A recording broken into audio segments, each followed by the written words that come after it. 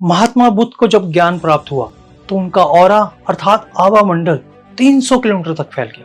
300 kilometre के range में जो भी लोग आए उनको यह एहसास हुआ कि कोई घटना घट गई है और वो सभी लोग महात्मा बुद्ध जो 300 किलोमीटर दूर बैठे थे उनकी तरफ चलने लगे। लोग इकट्ठे होने लगे, भीड़ बढ़ती गई और महात्मा आंखें बंद करके ही बैठे रहे। भीड़ सैकड़ों हजारों लोगों में बढ़ती गई, लेकिन महात्मा मन मन मुस्कुराते हुए आंखें बंद किए कुछ न कुछ चिंतन में थे।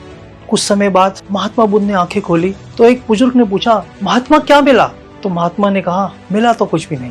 तो बुजुर्ग ने कहा, फिर तो सारी मेहनत खराब हो गई।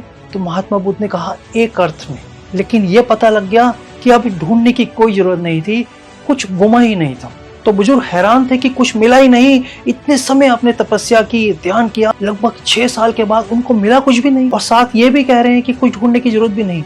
बुजुर्ग ने कहा, महात्मा मैं समझा नहीं। तो महात्मा बुद्ध ने कहा, जिस चीज की मैं खोज में गया था कुछ समय बाद मुझे एहसास हुआ कि कुछ गुमा ही नहीं था, सब कुछ मेरे पास ही था और जिस चीज को मैं ढूंढ रहा था वो मेरे अंदर ही था। और जैसे ही मुझे ये पता लगा कि सब कुछ मेरे पास ही है, मेरे अंदर ही है, उस समय मुझे महसूस हुआ कि ज्ञान यही है, जिसकी खोज में मैं भटक रहा था वो मेरे अंदर ही है। मेरी आप लोगों से भी प्रार्थना है कि इस कहानी से ये सीखें कि कोई भी चीज आपसे दूर नहीं है, कोई भी ऐसी चीज नहीं है जो आपकी क्षमता से दूर हो। ज्ञान भी आपके पास है, धर्म भी आपके पास है, पैसा कमाने की काबिलियत भी आपके पास है। सिर्फ हमें ये जानने की जरूरत है कि हमारी काबिलियत किस दिशा में है। जिस दिशा में हमारी काबिलियत है उसी दिशा में हम जाएंगे तो सब कुछ मिलेगा। आप अपनी काबिलियत को पहचाने और उस दिशा में अग्रसर होंगे तो मेरा ये पक्का विश्वास है कि आप जीवन में जरूर सफल होंगे। आपने मेरी बातों को इतने ध्यान से सुना, इसलिए बहुत अनुग्रहित हूँ और अंत में सबके बीच बैठे हुए परमात्मा को प्रणाम करता हूँ। मेरा प्रणाम स्वीकार करें।